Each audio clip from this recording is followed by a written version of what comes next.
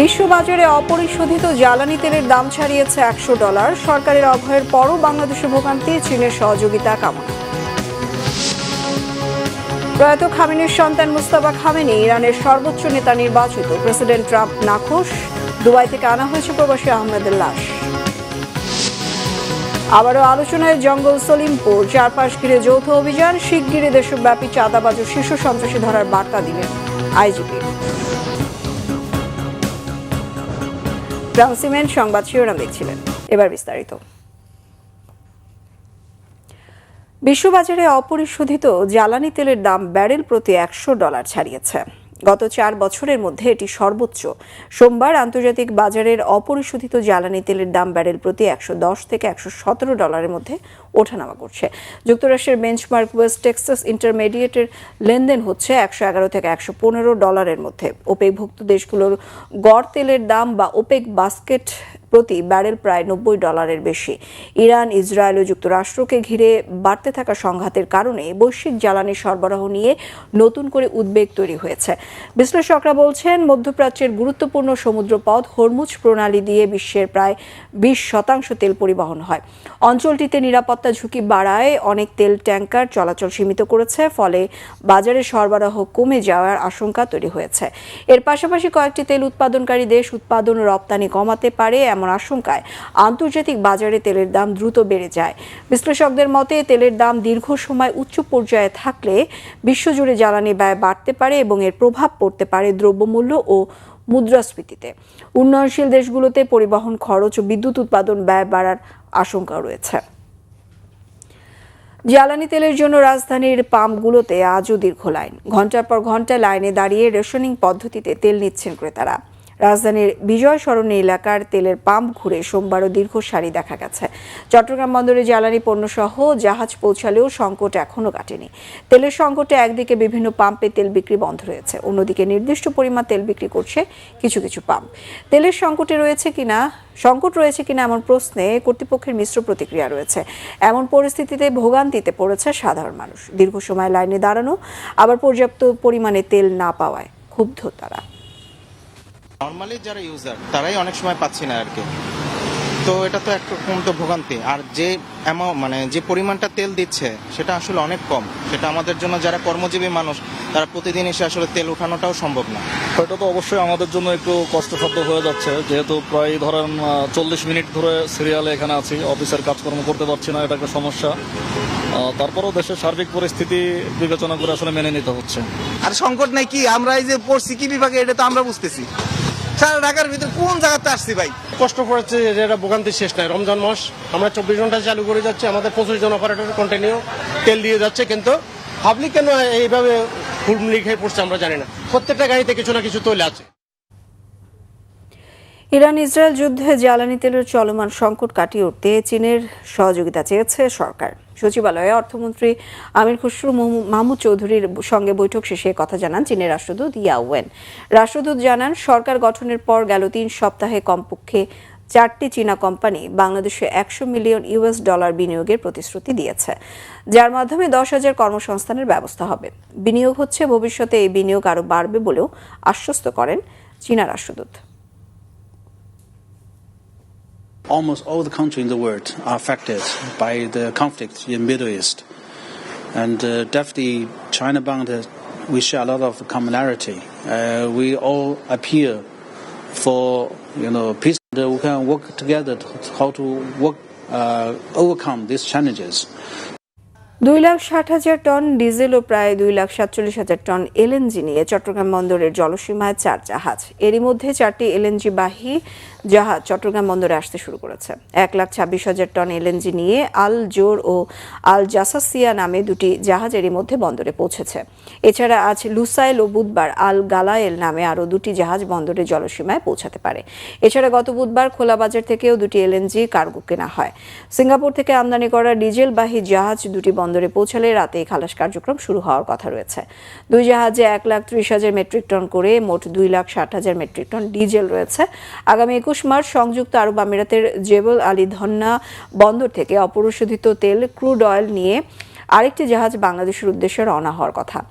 1 lakh ton তেল নিয়ে জাহাজটি হরমুজ প্রণালী না হয়ে বিকল্প নৌপথ হয়ে আসবে বলেও জানিয়েছে কর্তৃপক্ষ। প্রয়াত আয়াতুল্লাহ আলী খামেনির দ্বিতীয় সন্তান মুস্তফা খামেনিকে ইরানের সর্বোচ্চ নেতা নির্বাচিত করেছে দেশটির বিশেষজ্ঞ পরিষদ। মুস্তফা খামেনিকে পূর্ণ সমর্থন জানিয়েছেন ইরানের প্রেসিডেন্ট, পররাষ্ট্রমন্ত্রী, ইসলামিক বিপ্লবী গার্ড সহ সামরিক ও রাজনৈতিক নেতারা। তবে ইরানে নতুন ধর্মীয় নেতা নির্বাচনে নাখুশ হয়েছেন মার্কিন প্রেসিডেন্ট ডোনাল্ড ট্রাম্প। এদিকে ইরানের বিভিন্ন শহরে মিসাইল হামলা অব্যাহত রেখেছে ইসরায়েল ও যুক্তরাষ্ট্র। লেবাননের হিজবুল্লাহ যোদ্ধাদের লক্ষ্য করেও চলছে একের পর এক হামলা। লেবাননে বাস্তুচ্যুত হয়েছে 5 লাখ বাসিন্দা। ইসরায়েল ও মধ্যপ্রাচ্যে যুক্তরাষ্ট্রের ঘাঁটি লক্ষ্য করে পাল্টা হামলা চালাচ্ছে ইরান। শহীদ আরাফাতের ডেস্ক রিপোর্ট। বিশ্বাস ও দৃঢ়তায় ইরান জাতিগতভাবে ঐক্যবদ্ধ। প্রয়াত আয়াতুল্লাহ আলী খামেনির দ্বিতীয় সন্তান মুস্তফা খামেনিকে দেশটির সর্বোচ্চ ধর্মীয় নেতা নির্বাচনের মাধ্যমে সেটি আবারও প্রমাণ করেছে ইরান। রবিবার দেশটির বিশেষজ্ঞ পরিষদ মুস্তফা খামেনিকে সর্বোচ্চ নেতা নির্বাচিত করে। এরই মধ্যে নতুন নেতৃত্বকে সমর্থন জানিয়েছেন ইরানের প্রেসিডেন্ট মাসুদ পেজিশকিয়ান, পররাষ্ট্রমন্ত্রী আব্বাস আরাকচি, ইসলামিক বিপ্লবী গার্ড সহ সর্বস্তরের সামরিক ও রাজনৈতিক নেতারা। মার্কিন হামলার প্রথম দিনে বাবা আয়াতুল্লাহ আলী খামেনি সহ মা, বোন ও স্ত্রীকে হারান 56 বছর বয়সী মুস্তফা খামেনি। ওই দিন পরিবারের সাথে উপস্থিত না থাকায় ভাগ্যক্রমে বেঁচে যান মুস্তফা খামেনি।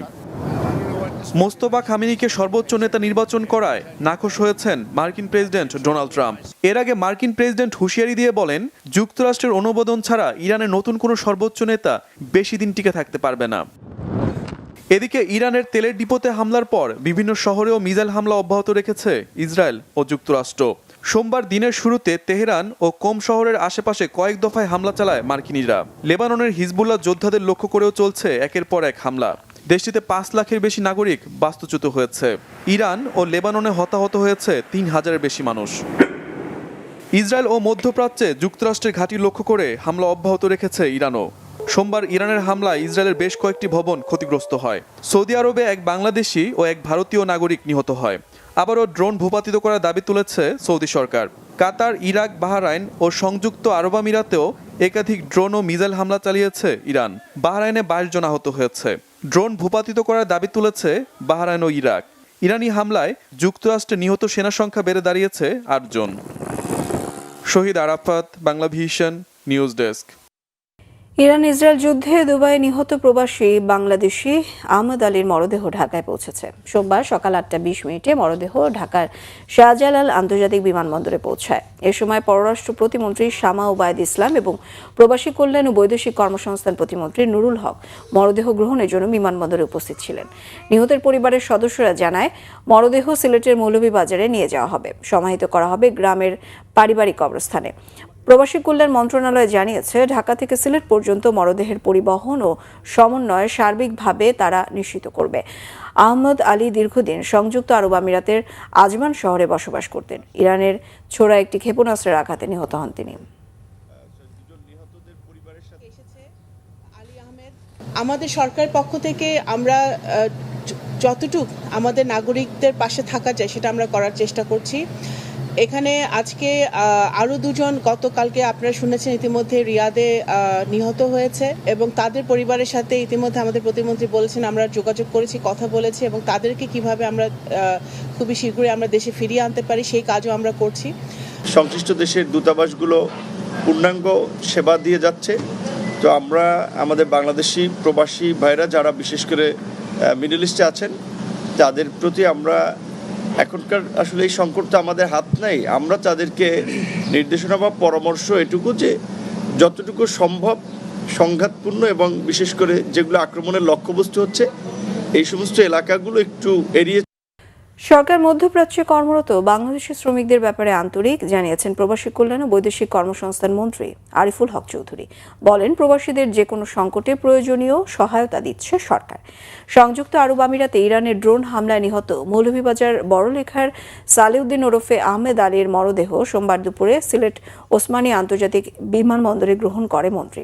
পরে বিমানবন্দরের আনুষ্ঠানিকতা শেষে মরদেহটি বড়লেখার গাজী টেকায় মরহুমের বাড়িতে নেওয়া হয়। এর আগে সোমবার সকাল 8:20 এমিরেটস এয়ারলাইন্সের একটি ফ্লাইটে ঢাকায় পৌঁছে আহমেদ আলীর মরদেহ সেখান থেকে বিমানের আরেকটি ফ্লাইটে সিলেট ওসমানী আন্তর্জাতিক বিমানবন্দরে নেওয়া হয়।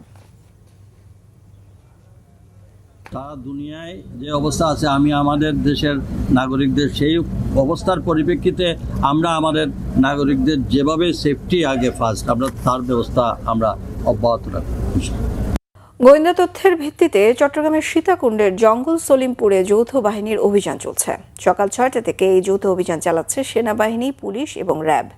গত জানুয়ারি মাসে অভিযানে গিয়ে র্যাব কর্মকর্তা নিহত হওয়ার পর নতুন করে আলোচনায় আসে জঙ্গল সলিমপুর।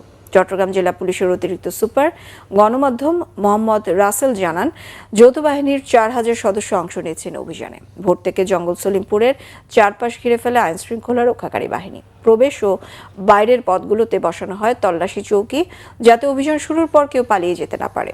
বাহিনীর সদস্যরা বিভিন্ন দলে ভাগ হয়ে অভিযানে অংশ নিচ্ছেন। গত 19 জানুয়ারি জঙ্গল সলিমপুরে অভিযান চালাতে গিয়ে সন্ত্রাসী হামলা নিহত হন র্যাব 7-এর উপসহকারী পরিচালক নায়েব সুবেদার মোতালেব হোসেন ভূঁইয়া। এ ঘটনায় সীতাকুণ্ড থানায় মামলা করে র্যাব।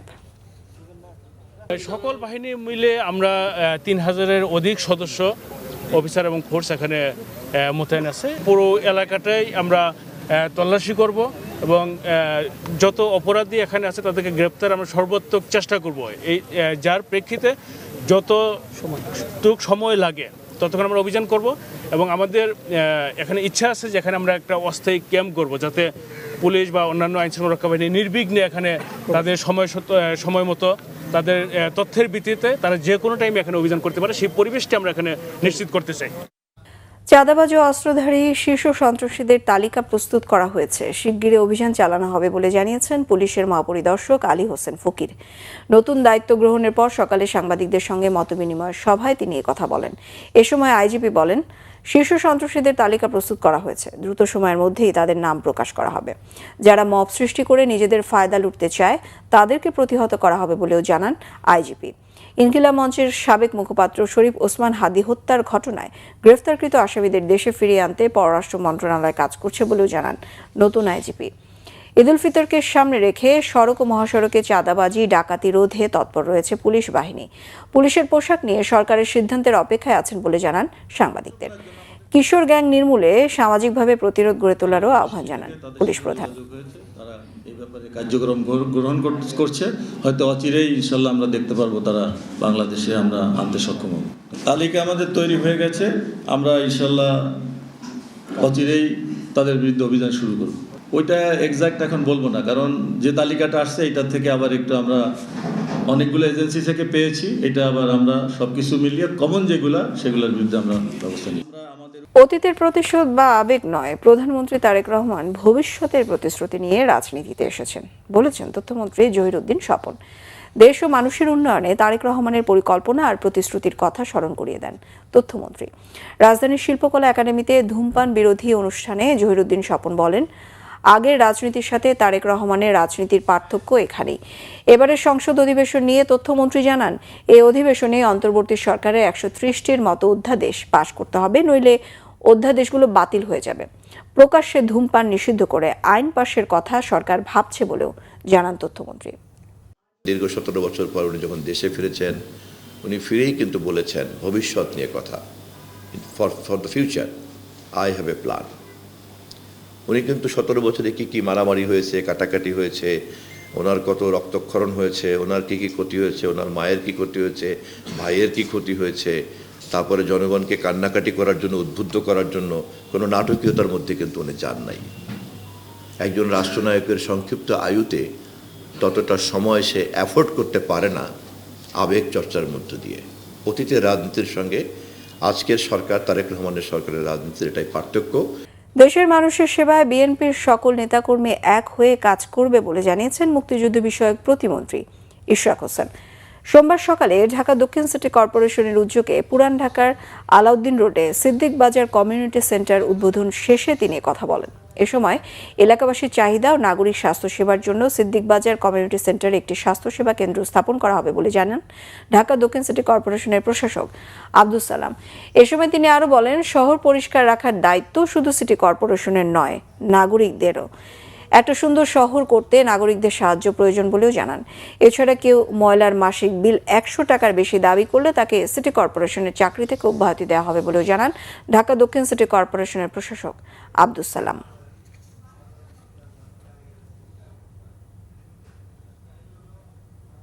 আমরা সবাই মিলেমিশে আমাদের যারা মুরব্বীরা আছেন আমাদেরকে দোয়া করবেন, আমাদেরকে গাইডেন্স দিবেন।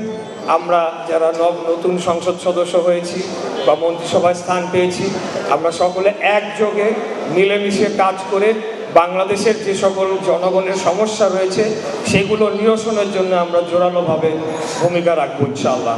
বিভিন্ন কমিউনিটি সেন্টারগুলোতে লাইব্রেরির ব্যবস্থা ছিল, সেগুলো নাই, সেগুলো আমরা পুনঃস্থাপন করার ব্যবস্থা করব। এবং নাগরিক স্বাস্থ্য সেবার জন্য যেখানে আমরা একটা সেকশন রাখবো যাতে স্বাস্থ্যগত বিষয়ও যাতে এখানে কাজ করতে পারে। সমাজ কল্যাণ মন্ত্রী এজিএম জাহিদ বলেছেন, নারীর অধিকার প্রতিষ্ঠায় কালজয়ী যত পদক্ষেপ রয়েছে সব নিয়েছে বিএনপি। রাজধানী শিল্পকলা একাডেমির চিত্রশালায় জাসাস আয়োজিত কৃতি নারীদের সম্মাননা অনুষ্ঠানে কথা বলেন সমাজ কল্যাণ মন্ত্রী ডাক্তার এজিএম জাহিদ হোসেন। নারীর ক্ষমতায়নে বিএনপি সবসময় অগ্রণী ভূমিকা পালন করেছে বলেও মন্তব্য করেন তিনি। অনুষ্ঠানে মুক্তিযুদ্ধ বিষয়ক প্রতিমন্ত্রী ইশরাক হোসেন বলেন, আমরা নারী পুরুষের সমান অধিকার চাই, শুধু নারী দিবসের দিনকে উপলক্ষ করে নয়, বছরের সব দিনই এই অধিকার প্রতিষ্ঠা নিশ্চিতের কথা বলেন মুক্তিযুদ্ধ বিষয়ক প্রতিমন্ত্রী। অনুষ্ঠানে অধিকার প্রতিষ্ঠা সহ বিভিন্ন ক্ষেত্রে অবদানের জন্য কৃতি নারীদের হাতে সম্মাননা তুলে দেওয়া হয়। আমি আপনাদেরকে আশ্বস্ত করতে চাই ইনশাআল্লাহ যে আগামী দিনে এই অপশক্তি, তারা বলেছিল যে নারীদের কর্মঘণ্টা কমিয়ে নারীদেরকে ঘরের ভিতর ঢুকিয়ে দেবে। তারা আরো অনেক কথা বলেছিল যেগুলো আসলে নারীদের প্রতি অত্যন্ত অবমাননাকর, এবং আমি মনে করি যে নারী পুরুষ নির্বিশেষে সকলে আমরা মানুষ, প্রথমে আমাদেরকে মানুষ হিসাবে দেখতে হবে। কিন্তু আমরা সেই পার্টিকুলার রাজনৈতিক দল তাদের থেকে দেখলাম যে তারা আসলে এটা একটা দৃষ্টিভঙ্গির ব্যাপার, তো তাদের কোনোদিনও পরিবর্তন হবে না। তারা নারীদেরকে তাদের অধস্তই মনে করবে, এবং সেটা তারা রাষ্ট্রীয় পর্যায়ে রাজনীতির মাধ্যমে আনারও একটা অপচেষ্টা করেছিল। আপনারা দেখেছেন যে সকল তৌহিদি জনতার নামে কিভাবে হ্যারাস করা হয়েছিল। কেউ তার ব্যক্তি স্বাধীনতা, তার পোশাকের স্বাধীনতা, তার কোথাও চলাফেরা হাঁটাচলা করার স্বাধীনতা, আমাদের মা বোনেরা পুরান ঢাকায় এখন গেলে দেখা যায় যে অবস্থা হয়ে গিয়েছে, ওনারা হাঁটাচলা করতে পারে না, ভয় থাকে। তা আমরা সেই পরিস্থিতি থেকে আগামী দিনে আমাদের এই শহরকে, আমাদের এই দেশকে মুক্ত করবো ইনশাআল্লাহ। এই দেশে আপনার ভালো ভালো যত জিনিস আছে প্রত্যেকটার পিছনেই হয় শহীদ জিয়াউর রহমান অথবা বেগম খালেদা জিয়া আর বাংলাদেশ জাতীয়তাবাদী দল, তারই ধারাবাহিকতায় আমাদের বর্তমান প্রধানমন্ত্রী বিএনপির চেয়ারম্যান জনাব তারেক রহমান, উনি কিন্তু এই যে ফ্যামিলি কার্ড, মানে উনি বলেছেন ওনার মায়ের আমলে ছিল 12 ক্লাস আর উনি বলেছেন স্নাতকোত্তর। এই ছিল এখনকার মতো। পরের সংবাদ সন্ধ্যা 6টায়, 5টায় থাকছে নিউজ টপ 10 দেখার আমন্ত্রণ রইল। এতক্ষণ সঙ্গে থাকায় ধন্যবাদ সবাইকে।